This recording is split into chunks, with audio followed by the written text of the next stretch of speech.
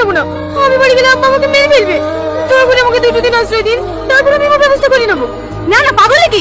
তোমাকে আশ্রয় দিলে সমাজের লোক কি বলবে? কেউ কিছু বলবে না, আমি ঘর থেকে বেরোবো না, সবসময় ঘরের ভিতরে থাকবো। দয়া করে আমাকে তাড়িয়ে দিয়েন না। ঠিক আছে, ছাড়ো মা, 2 দিনই তো, কিছু হবে না। তো সব কাজে বাড়াবাড়ি। যা তুই বলটা গোছা, এসো।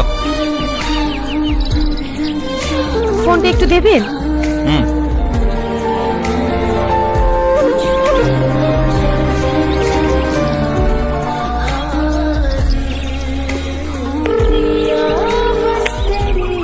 হ্যালো হ্যালো, আমি সালমা বলছি।